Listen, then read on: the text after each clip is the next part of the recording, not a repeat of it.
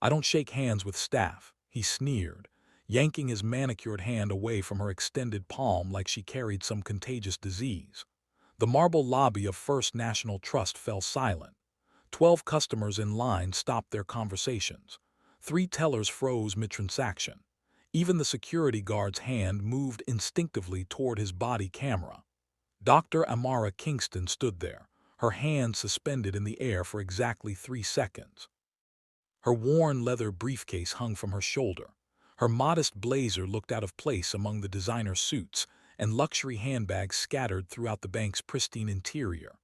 Branch manager Reginald Whitmore III turned to the nearby sanitizer station, pumping the dispenser twice while muttering, "Hygiene protocols just loud enough for everyone to hear."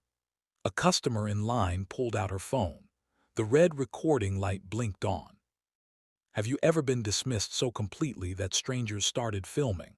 What happened next changed banking forever. The digital clock above the marble reception desk read 2:47 p.m. in the corner office. Whitmore's computer screen displayed a calendar reminder. Board meeting 3:35 p.m. Q3 performance review.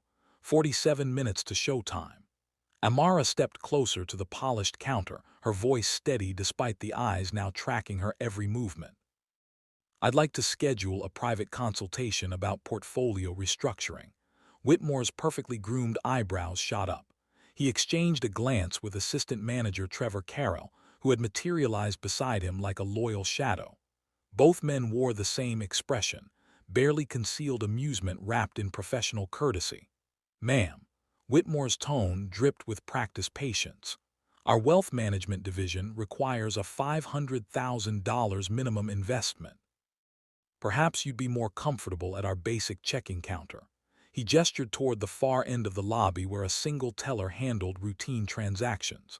The customer with the phone, a 20-something woman in yoga pants, shifted her angle for a better shot.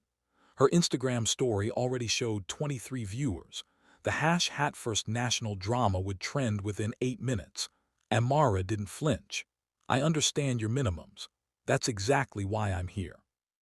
Whitmore's laugh was sharp, cutting through the lobby's hushed atmosphere like broken glass.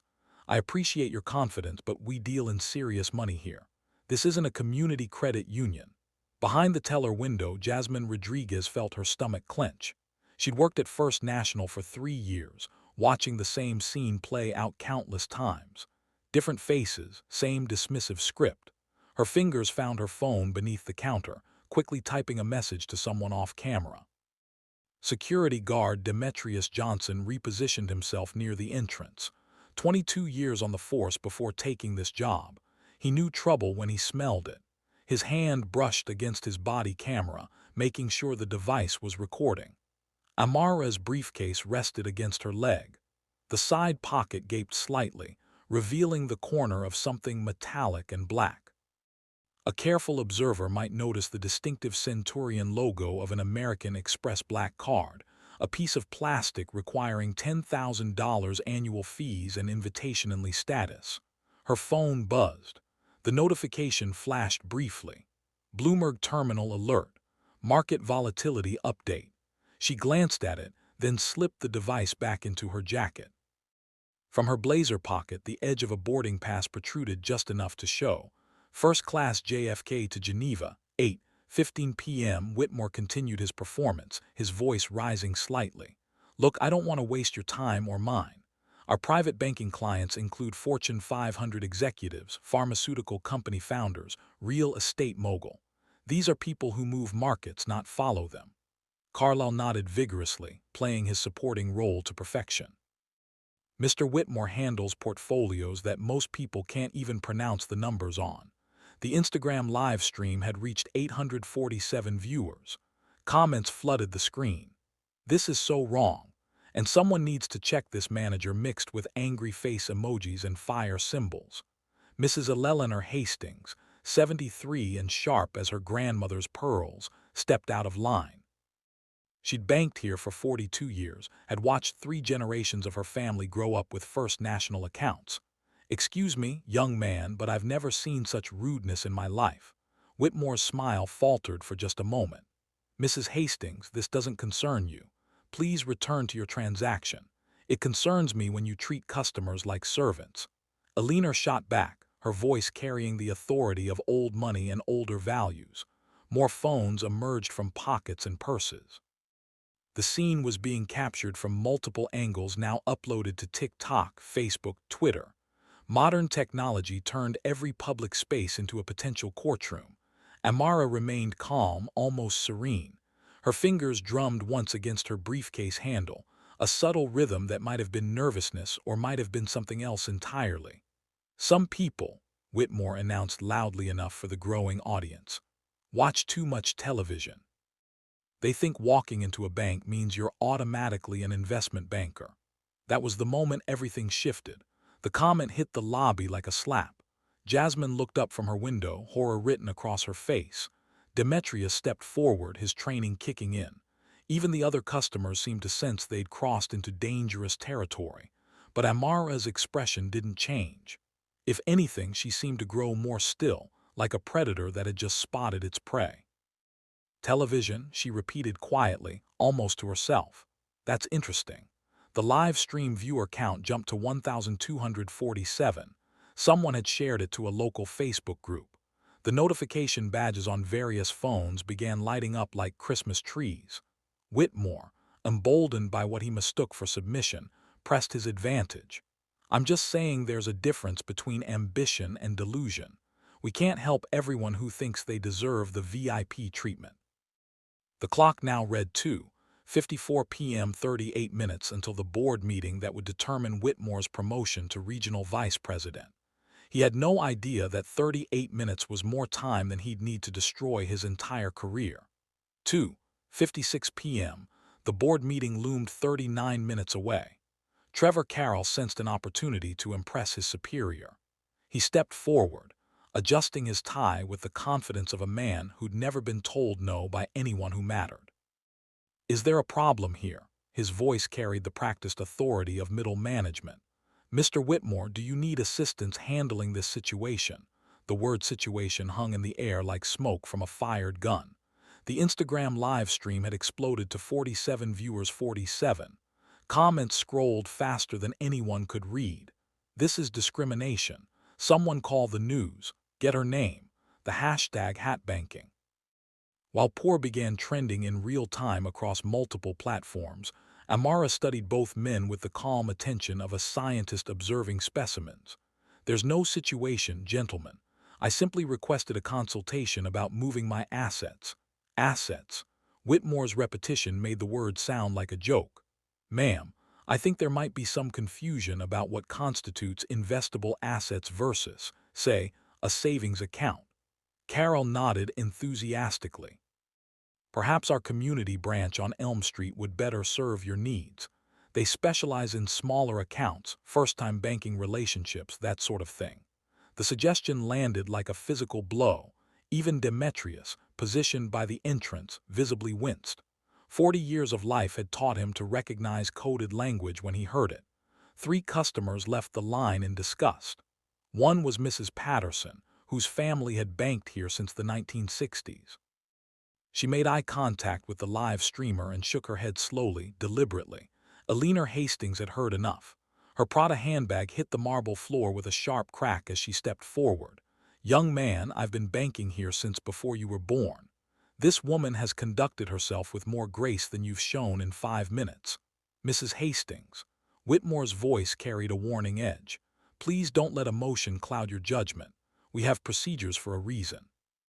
The live streamer panned her camera to capture Eleanor's response. The 73-year-old woman drew herself up to her full 52 height. "Don't you dare lecture me about emotion. I've watched this bank serve 3 generations of my family. I know good customer service from bigoted behavior." 2:58 p.m. 37 minutes until the board meeting. Carol pulled out his phone, fingers flying across the screen. "I'm calling corporate security. This is becoming disruptive to our business operations." Disruptive. Amara tested the word like wine, rolling it around before swallowing. "That's a fascinating choice of terminology." Her phone buzzed again. This time she glanced at the screen longer. The caller ID showed only initials, KH Executive Office. She declined the call with a single tap. Whitmore noticed the gesture. Something about her casual dismissal of what appeared to be an important call struck him as odd. People desperate to impress usually answered every ring. The Google reviews for First National Trust had begun their death spiral. The bank's rating dropped from 4.2 stars to 3.1 in the span of 6 minutes. Corporate would notice the algorithmic alert within the hour. Jasmine finished helping her customer and approached the group. 3 years of watching similar scenes had finally pushed her past her breaking point. "Mr. Whitmore, maybe we should." "Jasmine, return to your station immediately." Whitmore's command cracked like a whip. "This doesn't concern teller staff." The live streamer caught Jasmine's face perfectly. The young woman's expression shifted from concern to resignation to something harder, something that recognized injustice and refused to accept it quietly. "Actually," Jasmine said, her voice steady despite her trembling hands, "it concerns all of us." The lobby had become a theater. Customers pretended to check their phones while recording everything. The ancient security camera in the corner captured angles that would later become evidence.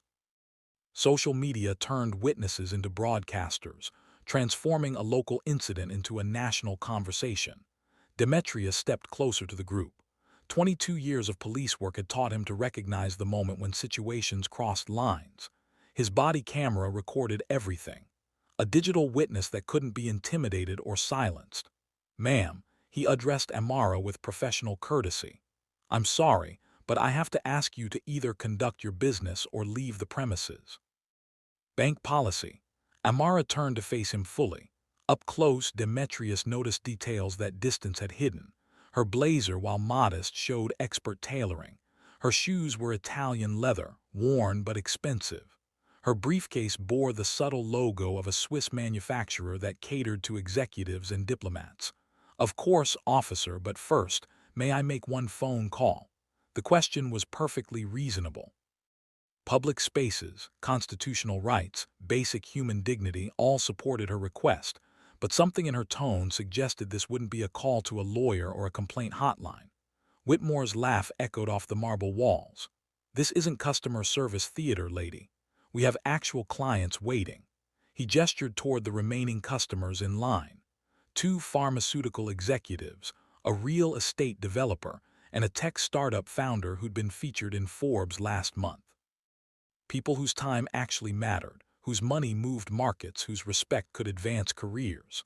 "I understand completely," Amara replied, sliding her phone from her jacket pocket. "Time is money, especially when you're losing $127 million per minute." The number landed in the lobby like a grenade with the pin pulled. $127 million per minute. Whitmore's laugh died in his throat. Carol's fingers froze above his phone screen. Even Alina stopped mid-gesture, her hand suspended halfway to her pearls. 3:02 p.m. 33 minutes until the board meeting that would determine whether Reginald Whitmore III became regional vice president or remained a small-town branch manager. The live stream had reached 8,734 viewers. Comments exploded with speculation. Did she say 127 million? What company is she? This is getting crazy. Amara's finger hovered over a contact labeled simply "Office." Her thumb moved toward the call button with the deliberate precision of someone about to detonate a very carefully placed explosive. The marble lobby of First National Trust had become ground zero for something much larger than a customer service dispute. Money, power, dignity, and justice were about to collide in ways that would reshape not just one bank, but an entire industry's understanding of who deserved respect. And in 33 minutes, Reginald Whitmore III would discover that some conversations change everything. Amara's thumb touched the screen. The phone rang once before a crisp voice answered. "Kingston Holdings, Executive Office." The words carried clearly through the lobby's marble acoustics. Whitmore continued his dismissive commentary about customer service theater, but Carol's face had begun to change. Something about that company name tugged at the edges of his memory. "This is Dr. Kingston." Amara spoke quietly, almost conversationally. "Please initiate Protocol 7, Authorization Code Omega 97. Immediately, Dr. Kingston. Shall I conference in legal?" "Not yet." I'm having an interesting conversation about customer service standards. I'll call back in 5 minutes." She ended the call and slipped the phone back into her jacket. The lobby had fallen completely silent, except for the soft hum of the air conditioning and the distant clicking of phone cameras capturing every moment. Whitmore's laugh sounded forced now, hollow. "Did you hear that? She's got an assistant playing along with her fantasy. What's next?" Claiming she owns the Federal Reserve. But Trevor Carlisle wasn't laughing. His fingers moved frantically across his phone screen, typing Kingston Holdings into Google. The search results loaded, and the color drained from his face like water from a broken dam. Kingston Holdings, $8.7 billion asset management firm. His hands trembled as he scrolled through the results. Forbes profile, Wall Street Journal interviews, Bloomberg terminal listings, and there, in a 6-month-old photograph from the Institutional Investor Awards ceremony, stood Dr. Amara Kingston, accepting an award for excellence in fiduciary management. The same woman who stood 3 feet away, watching him with patient curiosity. "Mr. Whitmore." Carol's voice came out as a whisper. "You need to see this." But Whitmore was committed to his performance now, playing to an audience that included 12,847 live stream viewers and growing. "I don't need to see anything except this person leaving our premises. Some people will go to incredible lengths to." His phone rang. The caller ID made his blood freeze. Margaret Chen, bank president. Whitmore stared at the screen. President Chen never called branch managers directly. Never. The chain of command at First National ran through 3 layers of regional management before reaching her office. "Answer it," Carol hissed, shoving his phone screen toward Whitmore's face. "Look at this. Look at this." Whitmore's eyes focused on Carol's screen. The Forbes article headline read, "Dr. Amara Kingston, the quiet power behind $8.7 billion in institutional investments." Below it, a subtitle, "How a former MIT professor built one of the nation's most influential asset management firms." The phone continued ringing. 16,000 people watched the live stream. Amara stood perfectly still, her expression unreadable. Whitmore answered on the 4th ring.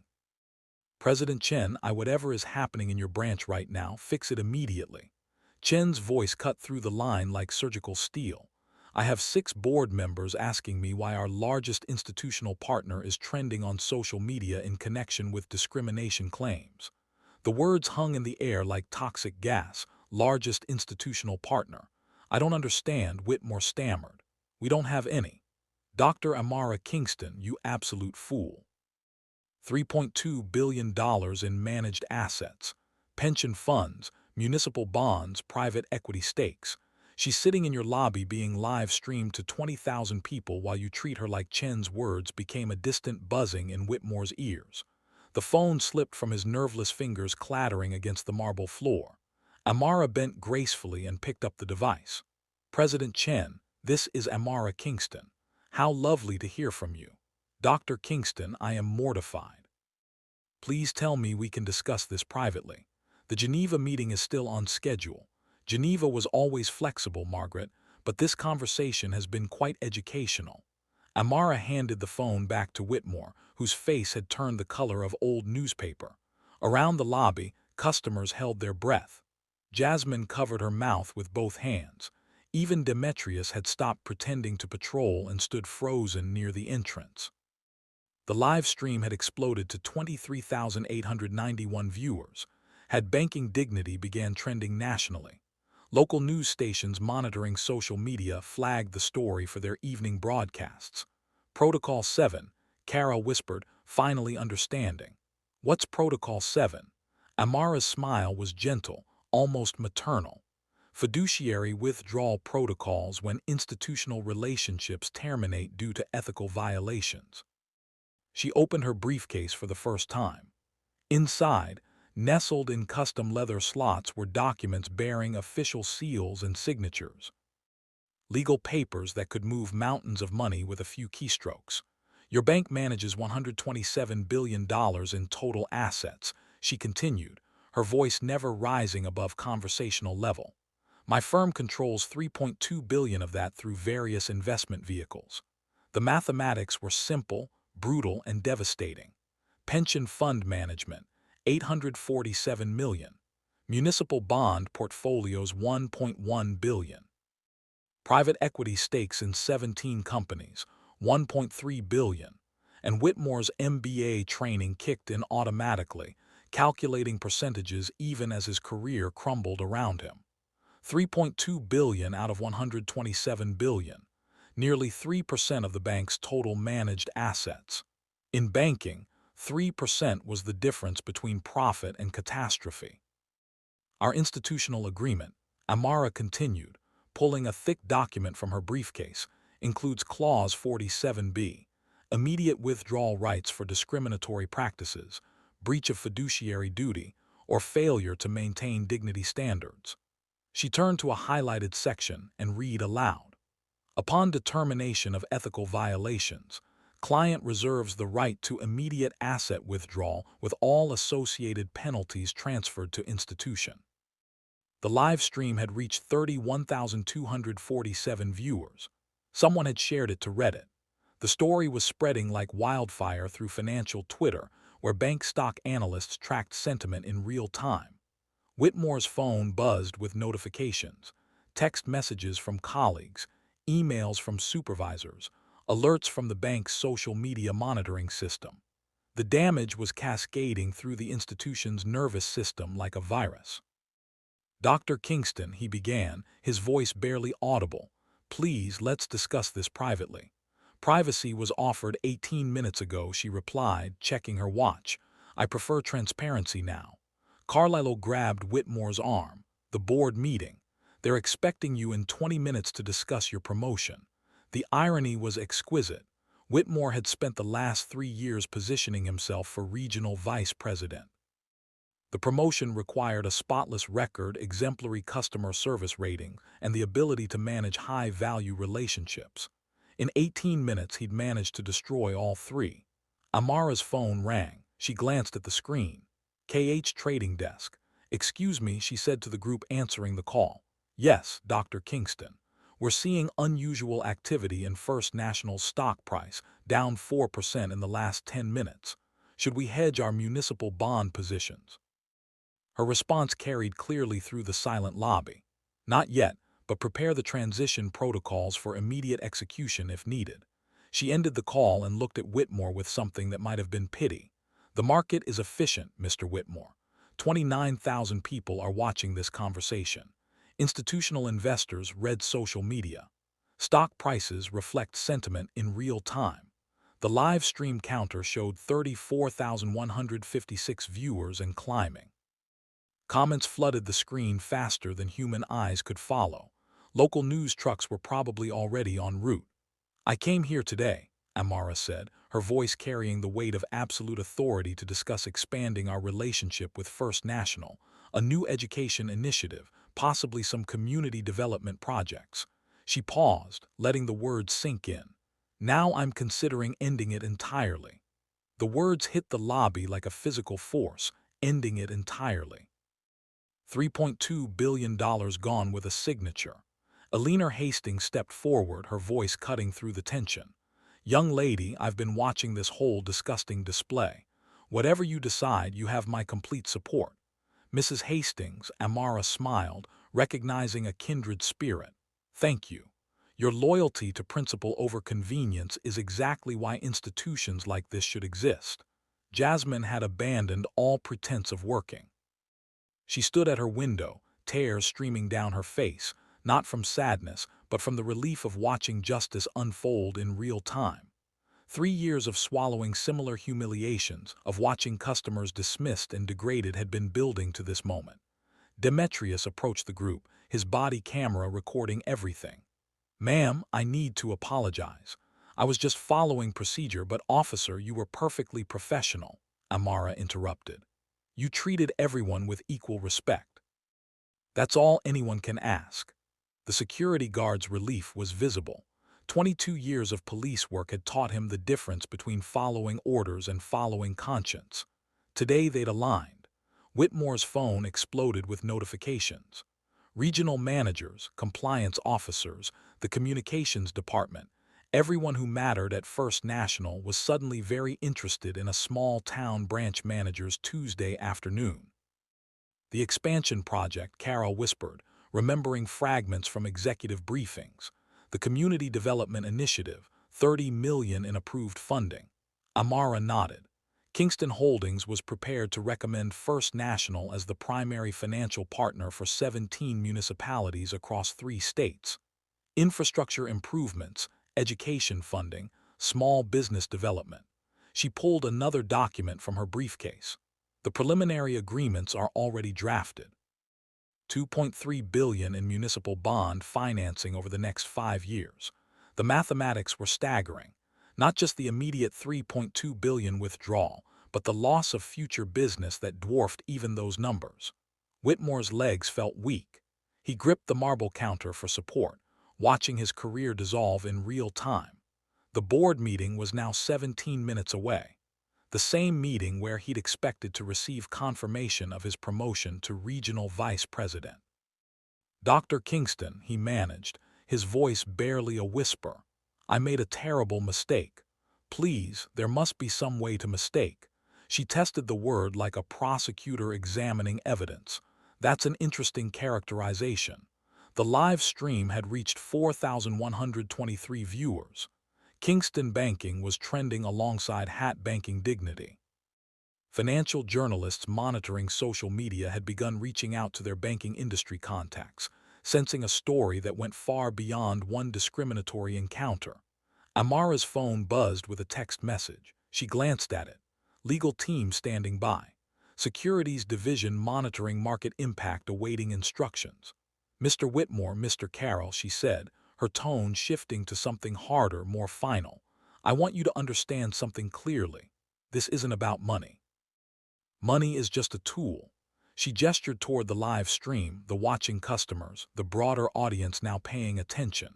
This is about dignity, about the assumption that respect is earned through bank statements rather than basic humanity, about the casual cruelty that happens when people think there are no consequences.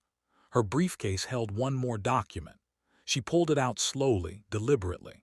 The heading read, Asset Withdrawal Authorization, Immediate Execution Protocol. The signature lines were already prepared. Her name, the date, witness requirements, everything needed to transfer $3.2 billion away from First National Trust with a few pen strokes. I built Kingston Holdings from nothing, Amara continued, her voice carrying the weight of absolute conviction. No family money, no inherited connections, just intelligence, persistence, and the belief that respect shouldn't be rationed based on appearance. The lobby had become a classroom, and everyone was learning. Every month, my firm processes over $800 million in transactions. We manage pension funds for teachers, infrastructure bonds for cities, investment portfolios for institutions that serve communities exactly like this one. She looked directly at Whitmore, holding his gaze until he couldn't look away. What you showed me today, the assumption, the dismissal, the casual cruelty that represents everything wrong with an industry that's supposed to serve people, not judge them. The live stream counter hit 47,891 viewers. Someone had cross-posted to LinkedIn where financial professionals were sharing and commenting in real time. The story was breaking beyond social media into the formal networks where careers were built and destroyed. So here's what's going to happen, Amara said, her voice calm as still water before a storm. I'm going to give you exactly 5 minutes to convince me that First National Trust deserves to keep managing $3.2 billion in institutional assets. She checked her watch. Starting now. The silence that followed was deafening. 47,000 people watched and waited. In 17 minutes, Whitmore was supposed to walk into a boardroom and accept a promotion that would define the rest of his career. Instead, he stood in his own lobby, watching everything he'd worked for hang by the thinnest possible thread, the grace of a woman he dismissed as unworthy of basic human decency. The clock above the reception desk read 3:18 p.m. Time was running out. 5 minutes. 300 seconds to salvage a career, a reputation, and $3.2 billion in institutional assets. Whitmore's mouth opened and closed like a fish drowning in air. 3 years of MBA training, countless customer service seminars, and executive leadership workshops had never prepared him for this moment. "Dr. Kingston," he began, his voice cracking slightly. I sincerely apologize for my unprofessional behavior." "There's no excuse for 4 minutes 50 seconds, Amara interrupted, consulting her watch with the precision of a bomb disposal expert monitoring a countdown. The live stream had reached 52,147 viewers. Comments flooded the screen so fast they blurred into a digital waterfall of outrage, support, and disbelief. Local news stations had dispatched crews.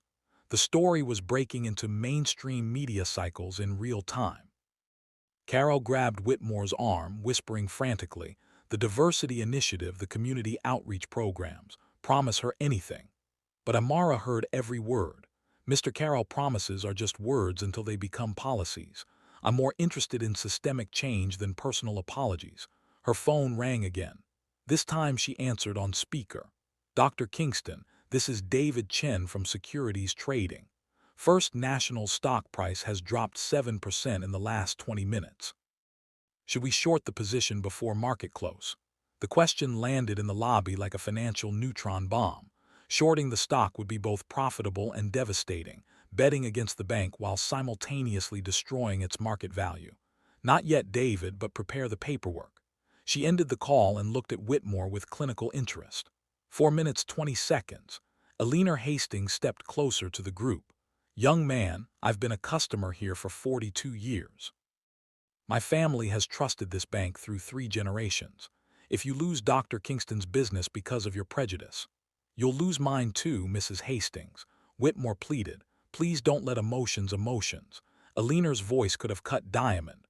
"I'm talking about economics. If she pulls $3 billion, what happens to our interest rates, our service quality, our branch locations?" The mathematics were brutal and immediate. Banks operated on razor-thin margins. Losing 3% of managed assets would trigger cost-cutting measures across the entire institution. Branch closures, staff reductions, reduced services for remaining customers. 4 minutes, Amara announced. Whitmore's phone buzzed with a text from President Chen. "Emergency board meeting moved to 3:25 p.m. Your attendance mandatory. Fix this now." The board meeting had been rescheduled around his crisis. Every executive at First National was now watching, waiting, calculating the damage to their own careers if this situation exploded beyond containment. "Dr. Kingston," Whitmore tried again, sweat beading on his forehead despite the air conditioning. "What would it take? What policies? What changes? What guarantees?" Amara pulled a leather portfolio from her briefcase. "I'm glad you asked.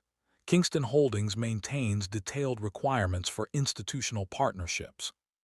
She opened the portfolio, revealing a comprehensive document titled "Dignity Standards for Financial Service Providers." First, immediate implementation of bias monitoring systems. Every customer interaction recorded and reviewed quarterly for discriminatory patterns. Carol nodded frantically. "Absolutely. We can install new systems, train the staff." Second, Amara continued, reading from her document. "Mandatory implicit bias training for all staff members from tellers to executives. Quarterly certifications required." "Done," Whitmore said immediately. "Whatever you need." Third, establishment of a customer dignity ombudsman position. Independent oversight of service quality with direct reporting to the board of directors. The requirements were comprehensive, expensive, and would fundamentally alter how First National operated, but they were also reasonable, ethical, and long overdue. 3 minutes 30 seconds. The live stream had reached 63,891 viewers. Had banking reform was trending alongside the original hashtags. Financial industry analysts were publishing real-time commentary on LinkedIn and Twitter discussing the broader implications for banking regulation and corporate accountability. Fourth, Amara read community investment requirements, annual commitments to underserved neighborhoods, minority-owned businesses, and educational initiatives. She looked up from the document. $2.3 million annually for 10 years. administered through independent oversight to ensure proper allocation. Whitmore's calculator brain worked frantically. $23 million over 10 years, plus implementation costs for new systems and training. Expensive but manageable compared to losing $3.2 billion in assets. Yes, he said immediately. All of it, every requirement. Mr. Whitmore, Amara's voice carried a note of skepticism. You're agreeing to fundamental changes in your institution's operating procedures. Do you have the authority to make such commitments? The question exposed the core problem. Branch managers didn't restructure corporate policies. Regional vice presidents had limited influence over system-wide changes. Only the board of directors could authorize the comprehensive reforms Amara demanded. 3 minutes. Whitmore's phone rang. President Chen again. Answer it. Amara suggested, on speaker. Whitmore's hand trembled as he accepted the call and activated the speaker function. Whitmore, tell me you've resolved this situation. Chen's voice filled the lobby. President Chen, Amara interjected before Whitmore could respond. This is Dr. Kingston. We're discussing implementation of comprehensive dignity standards across your institution. Dr. Kingston, I'm mortified by what happened. Whatever you need, whatever changes are required, I need systemic reform, not superficial apologies. Your branch manager has agreed to my requirements, but lacks the authority to implement them. The silence stretched for 10 seconds. President Chen was calculating the same mathematics that had terrified Whitmore. $3.2 billion in immediate losses plus $5.5 billion in future business versus the cost of comprehensive policy reform. What are your specific requirements? Chen asked. Amara read through her list again, her voice steady and professional. Bias monitoring systems, mandatory training, independent oversight, community investment requirements. These changes would cost approximately $4.7 million in the first year, Chen calculated aloud, and roughly $2.5 million annually thereafter. Compared to losing $3.2 billion immediately, Amara replied, plus forfeiting $5.5 billion in projected municipal bond business. The mathematics spoke for themselves. $8.7 billion in potential losses versus $35 million in reform costs over 10 years. 2 minutes. Dr. Kingston. Chen's voice carried the weight of executive decision-making. I'm authorizing immediate implementation of your requirements. Full board approval by Friday.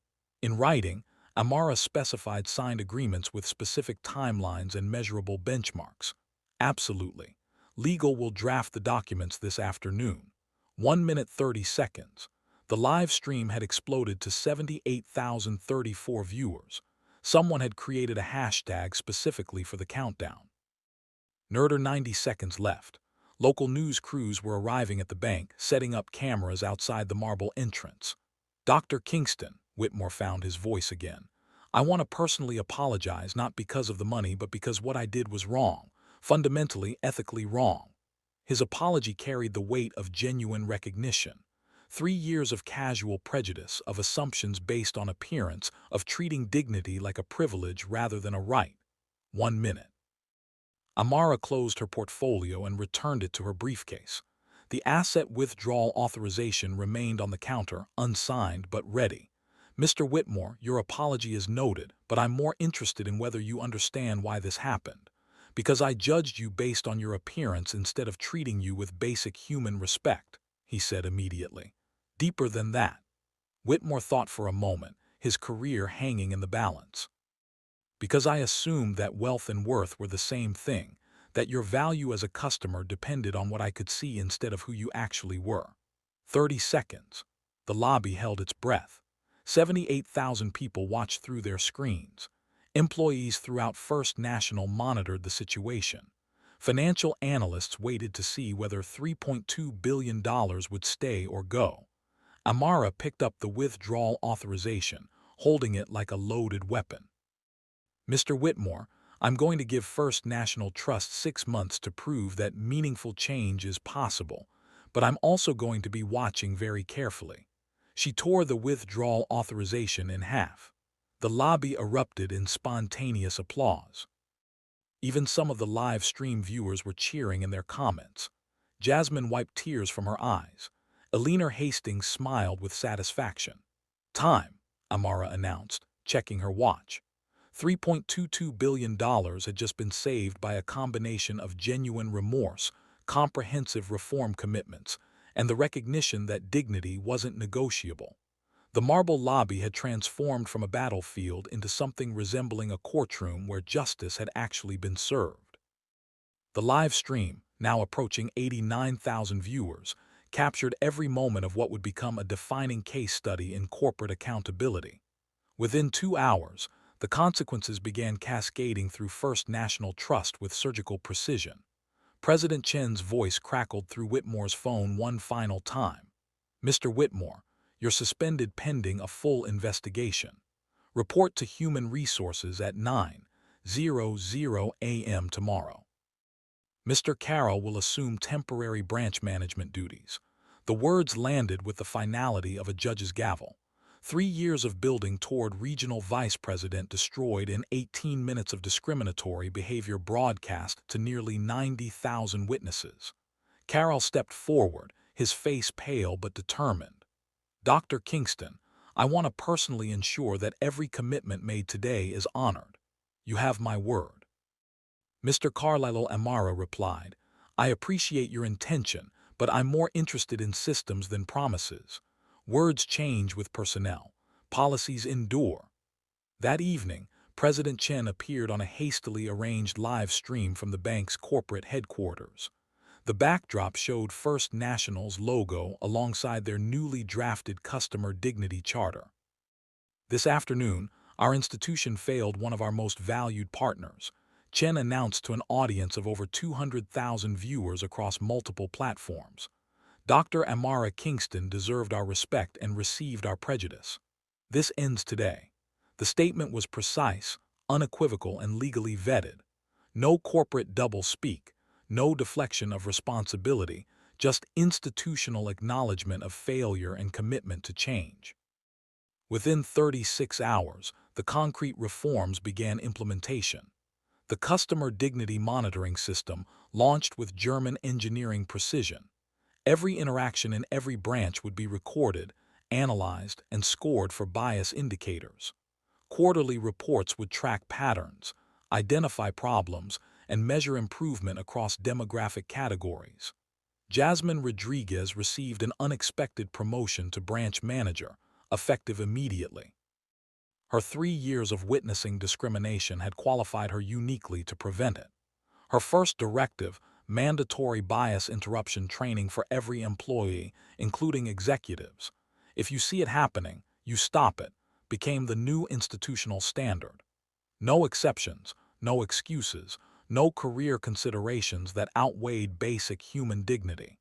The Community Investment Initiative received its first funding within a week.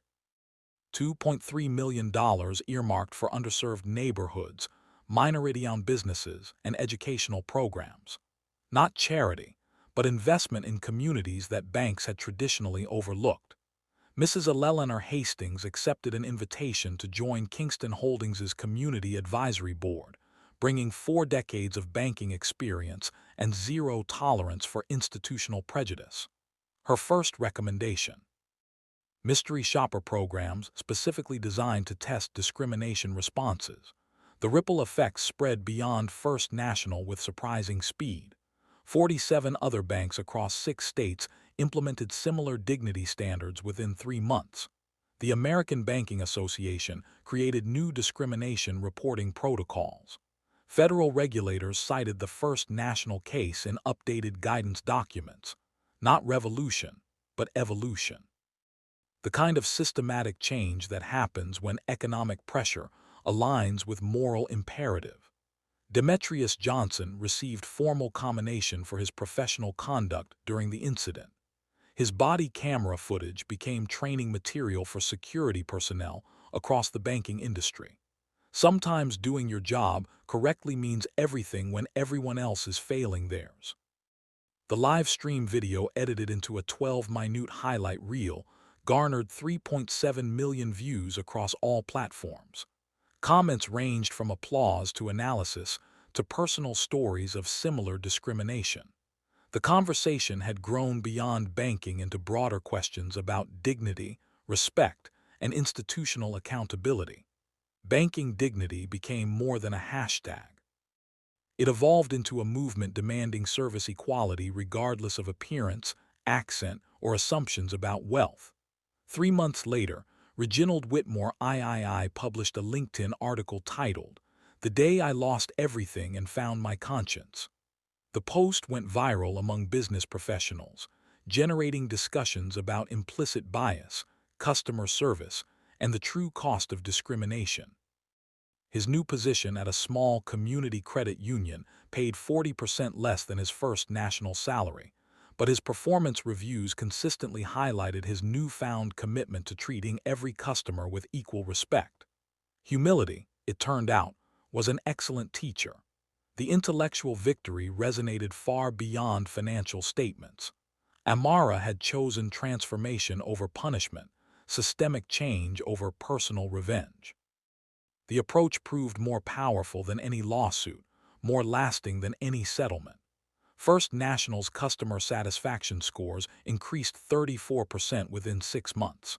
Minority business banking relationships grew by 180%. The institution discovered that dignity was not just morally right, it was financially profitable. Dr. Amara Kingston never mentioned the incident in subsequent interviews. When asked about effective corporate reform strategies, she simply noted that meaningful change requires both economic leverage and moral clarity. Markets respond to both profit and principle. The most profound transformation was cultural rather than procedural. Banking, while black, brown, young, old, or apparently poor, became safer across an entire industry. Not perfect, but measurably better. Sometimes the quietest revolutions create the loudest change. 6 months after that transformative Tuesday afternoon, Dr. Amara Kingston returned to First National Trust, not as a wronged customer seeking justice, but as a partner reviewing progress on the dignity initiatives her courage had sparked. The same marble lobby gleamed under afternoon sunlight, but everything else had changed. Digital displays showed real-time customer satisfaction scores. Training certificates hung beside employee photos. A prominent plaque announced the Customer Dignity Charter in 3 languages. Jasmine Rodriguez, now branch manager, greeted her personally. "Dr. Kingston, welcome back. How can we serve you today?" The question carried weight beyond courtesy. Every interaction was monitored, measured, and improved. The systems Amara had demanded were working, transforming not just policies but hearts. "I'm here to review our community investment quarterly reports," Amara replied, setting her briefcase on the same counter where discrimination had once flourished. The lobby buzzed with diverse customers receiving identical respect. Elderly immigrants, young entrepreneurs, families opening first accounts, all treated with the dignity that should have been standard decades earlier. These touching stories of financial inclusion represented real-life stories of institutional transformation. The original live stream video had become a case study in business schools, law programs, and corporate training seminars. Students analyzed the economic leverage, legal implications, and moral courage that created systemic change. Black stories like Amara's inspired similar stands across industries. Mrs. Alina Hastings, now 83 and sharper than ever, served on 3 banking reform committees. Her advocacy proved that allies come in unexpected packages and that moral courage transcends demographic boundaries. Reginald Whitmore's humbling had become legend in banking circles. His transformation from prejudiced manager to equality advocate demonstrated that people could change when consequences demanded growth. His current credit union consistently rated highest in customer satisfaction surveys. The $3.22 billion that almost walked away remained invested through Kingston Holdings, generating steady returns while funding community development projects across 17 states. Money with a mission, capital with conscience. First National's stock price had recovered completely, then climbed to record highs. Treating customers with dignity proved profitable beyond anyone's projections. Respect was good business, and good business created better communities. The customer dignity movement had spread internationally. Banks in Canada, the UK, and Australia adopted similar monitoring systems. Financial institutions worldwide recognized that discrimination wasn't just morally wrong, it was economically stupid. Dr. Amara Kingston rarely discussed that Tuesday afternoon publicly. When pressed for commentary, she simply observed, "Dine isn't negotiable. Respect shouldn't require credentials." And sometimes the most powerful response to injustice is refusing to accept it as normal.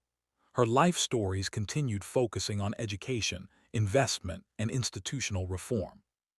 The banking incident represented just one chapter in a larger narrative about using privilege to create opportunity for others. The real victory wasn't the money that stayed invested or the policies that changed. It was the cultural shift that made discrimination riskier than respect, prejudice more expensive than equity. Every customer who entered First National or the 127 other institutions that adopted similar reforms benefited from 18 minutes of live-streamed courage that refused to accept business as usual. Your turn to make change happen. Have you witnessed workplace discrimination that needs addressing? Share your own real-life stories in the comments below. Which companies in your community need to learn this lesson next? Your voice matters in creating the dignity every person deserves. Tag 3 people who need to see how quiet power changes loud injustice. Subscribe for more stories proving that one person's courage can transform entire industries. Because sometimes the most important banking transaction isn't about money. It's about respect.